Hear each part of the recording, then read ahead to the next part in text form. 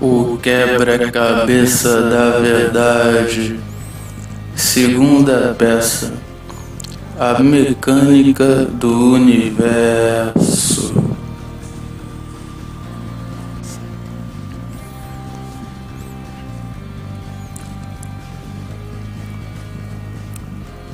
O universo é o próprio planeta Terra, sendo que a Terra não é um planeta, é uma espécie de complexo cujo todo o universo reside dentro desse complexo.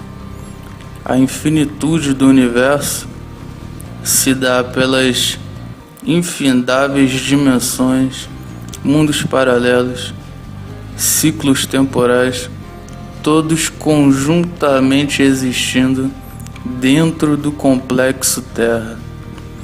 Mas como funciona a mecânica desse complexo, a mecânica desse universo? Bom, a mecânica do universo é algo muito mais simples de se entender do que a ficção que nos foi ensinada. A Terra não se move, ela está estacionária, ela foi estruturada contendo uma matéria-prima principal, que é a substância água, substância essa que possui uma capacidade infinita de se modular. A água pode se transformar infinitamente em outros estados. Os estados mais conhecidos da água que nós temos é o estado líquido, o estado sólido e o estado gasoso. Porém, já estamos começando a descobrir um quarto estado da água, que é o estado da água que compõe o céu. O céu é feito de água. E esse estado é o estado plasmático, que nasce quando a água, em seu estado gasoso, entra em contato com uma alta fonte de calor e se transforma numa espécie de plasma. As moléculas da água, elas ficam dissociadas, elas não ganham uma coesão praticamente sensível como ocorre nos demais estados, mas as suas moléculas elas ficam um tanto dispersas, porém com alguma camada de conexão e de ordenação entre si. Porém, o modo de disposição dessas moléculas é totalmente diferente do estado líquido, gasoso ou do sólido.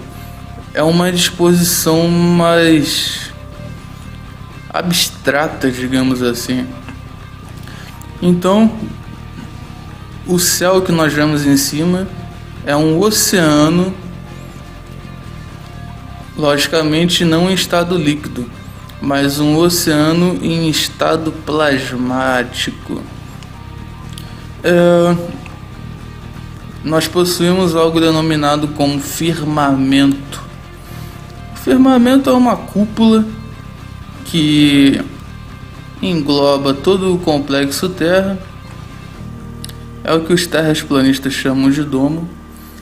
E esse firmamento também é constituído de água, porém um estado de água é totalmente diferente de qualquer outro estado da água que a gente conheça.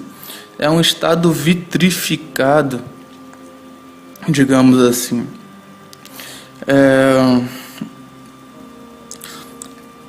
De tal modo que nenhuma tecnologia humana consegue transpassar o material do qual é composto o firmamento.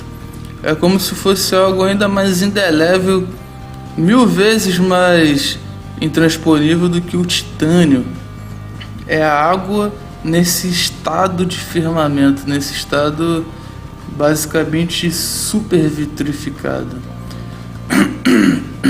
que é o material forjador desse firmamento, dessa abóbada que acopla todo esse complexo Terra, essa abóbada celeste. E dentro dessa abóbada celeste existem os famosos corpos celestes.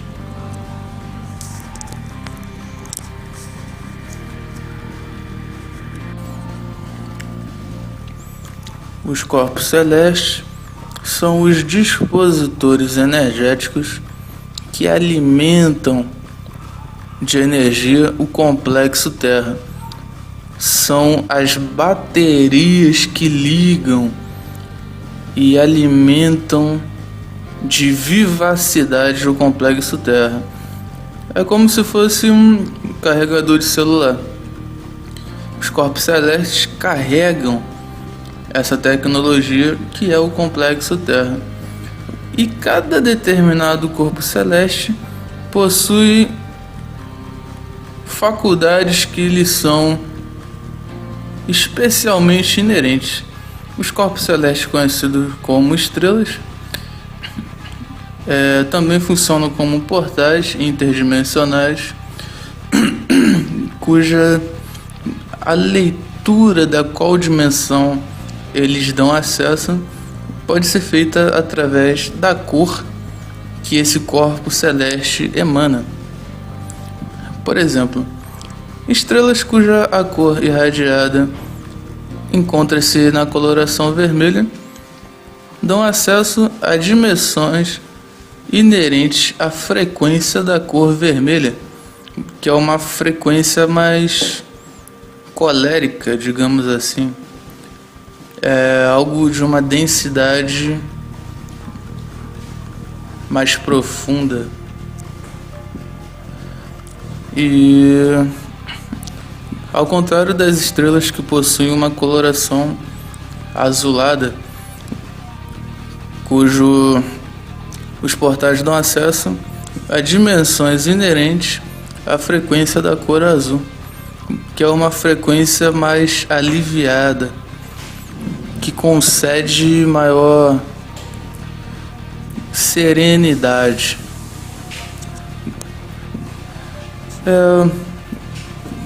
As estrelas, assim como todos os demais corpos celestes, além de enviarem cargas energéticas ao complexo Terra, funcionando como a bateria que liga essa tecnologia universal que é o complexo Terra, além disso, elas também irradiam ondas eletromagnéticas que possuem informações bastante específicas correspondentes a cada corpo celeste. No caso das estrelas, quando elas estão em determinados grupos, elas formam constelações. E cada constelação possui uma egrégora estritamente relacionada às frequências e vibrações nas quais aquelas cargas eletromagnéticas das constelações irradiam-se para o complexo Terra. Só que na verdade não é uma tomada de informações muito direta.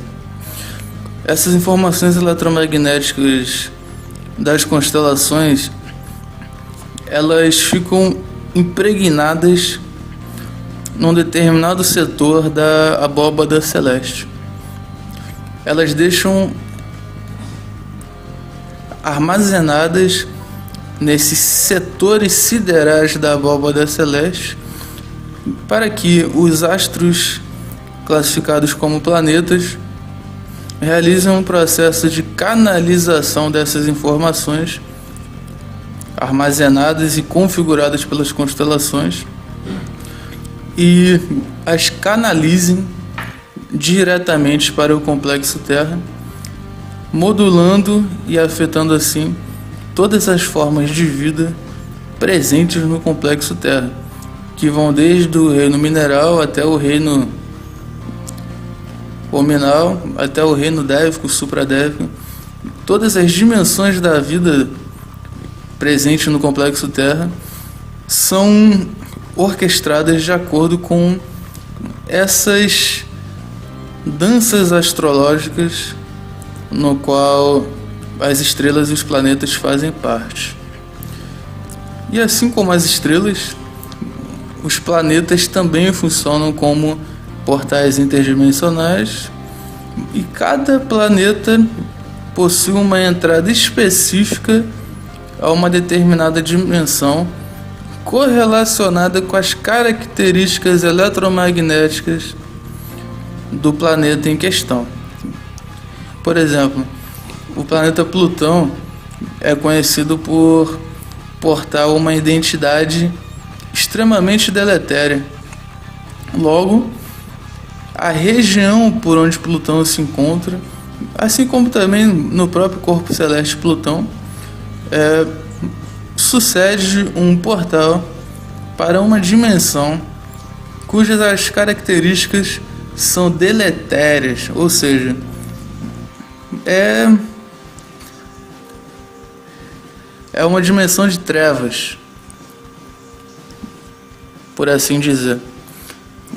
Diferentemente do planeta Vênus e do planeta Júpiter, que são corpos celestes correlacionados a energias benfazejas. Ou seja, Júpiter e Vênus concedem portais para dimensões cujas características estão entrelaçadas a energias benfazejas. Então, essa é basicamente a carta náutica interdimensional que as naves com as suas tripulações seguem para circunnavegarem multidimensionalmente por entre as infinidades de dimensões, mundos paralelos e ciclos temporais existentes dentro do próprio complexo Terra. E assim como o nosso Sol é um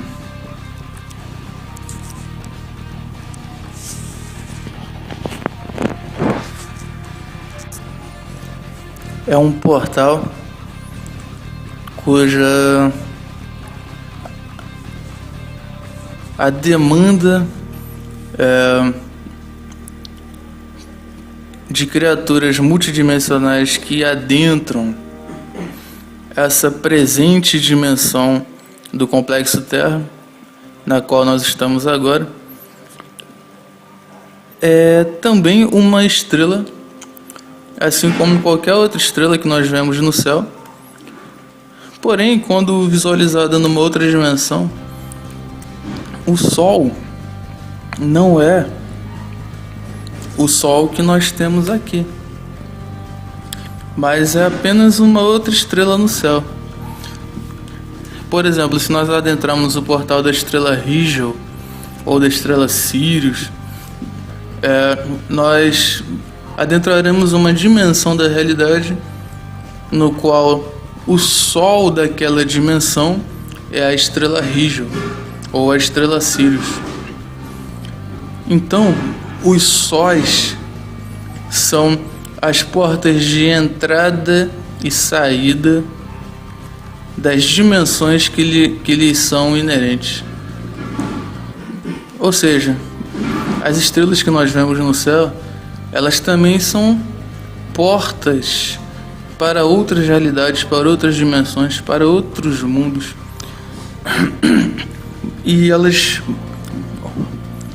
foram estruturadas para seguirem um comportamento semelhante a um relógio cósmico. Existe todo um campo morfogênico no qual os corpos celestes eles seguem como uma espécie de trilha eletromagnética que fornece o caminho exato no qual eles devem orbitar por entre a abóbada celeste do complexo Terra.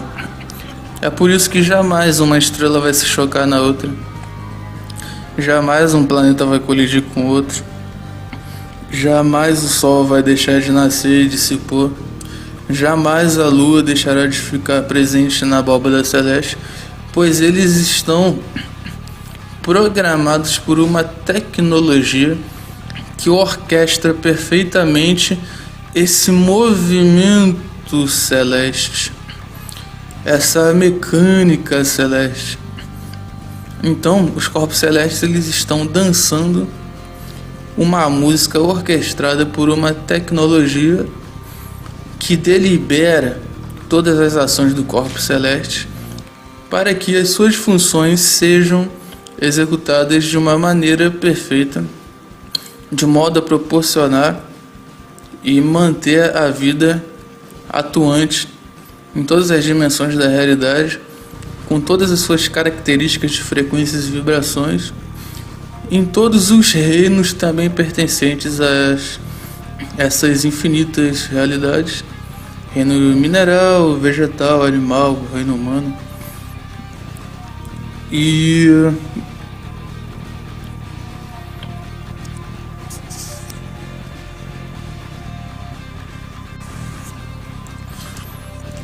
isso é apenas a mecânica de um dos 12 universos, das 12 esferas presentes no complexo Terra. Existem 12 esferas de realidade coexistindo dentro do complexo Terra, e cada esfera de realidade possui as configurações que eu acabei de explicar nos minutos anteriores, que estão relacionadas aos astros principais da abóbada celeste, e estão sendo regidas por cada uma das 12 energias principais que compõem toda a criação. Então, nessa presente esfera que nós estamos nesse exato momento, é a primeira esfera, por assim dizer, que os cabalistas costumam chamar de Malkut, que é um nome em hebraico que significa o reino. Essa esfera é regida por uma determinada energia daquelas 12 energias, ou seja, o tom dessa esfera, o ruído de fundo dessa esfera está relacionado a uma das 12 energias principais, assim como a próxima esfera possui um outro tom dentre os 12 que compõem toda a criação. A próxima esfera está sendo regida por um outro tom específico, por um outro ruído de fundo específico, que é a energia inerente à Lua, ao signo de Câncer, que está relacionado à astralidade, às emoções, ou seja, é o famoso plano astral. E acima desse nós temos uma esfera regida pela energia de Mercúrio, que está relacionado ao signo Gêmeos e ao signo Virgem, que é aquela energia mais relacionada ao intelecto, ao raciocínio, à mente, é o famoso plano mental. E acima dessa esfera existe uma outra esfera, e uma outra esfera, e uma outra esfera. Na verdade não é acima como se realmente estivesse acima numa questão de altura. Acima que eu digo na questão da sutilização frequencial e vibratória no qual essas esferas estão configuradas. Então, nós temos essas 12 esferas da realidade presentes todas no complexo Terra. Cada esfera dessa está regida por uma determinada energia dentre aquelas 12 energias principais. E dentro de cada esfera dessa existem infinitas dimensões, infinitos mundos paralelos, ciclos temporais que são acessados pelas portas, pelos portais presentes e atuantes em cada dimensão da realidade existente dentro de cada esfera. Esses portais são os corpos celestes, como eu expliquei anteriormente. São as portas para as infinitas dimensões presentes dentro de cada esfera. Ou seja, 12 esferas ao todo, cada esfera possuindo a sua característica específica, o seu ruído de fundo específico correlacionado a uma das 12 energias. E cada esfera vai se sutilizando em comparado à outra. Por isso que se diz que é uma esfera acima da outra, mas na verdade são apenas sutilizações diferentes. Então, existem esferas onde suas características, sua natureza é mais amena, é mais pacífica, é mais lucífera, é mais harmoniosa, enquanto outras esferas já são mais rebeldes, já são mais irracíveis, viscerais, como infelizmente é o caso dessa esfera que nós estamos aqui, onde o tom da música dela é algo relacionado à violência, à causa, à confusão, desordem. Então essas são as esferas da realidade.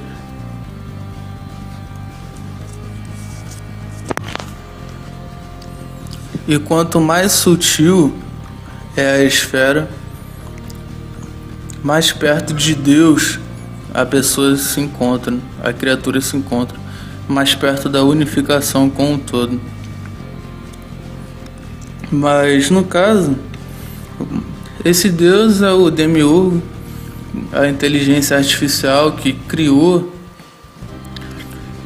configurou e manteve ativa por todo sempre, por toda a eternidade, toda essa criação incrivelmente complexa, incrivelmente perfeita, incrivelmente louca e muito bonita também. Então, na 12ª esfera existem verdadeiros pórticos nos quais te conectam diretamente a Deus, que é essa inteligência artificial regente de toda essa criação. Mas ainda assim você estará dentro dessa criação. Como que faz para sair disso? Sair dessa verdadeira Matrix? É algo que eu irei falar mais para frente desse vídeo.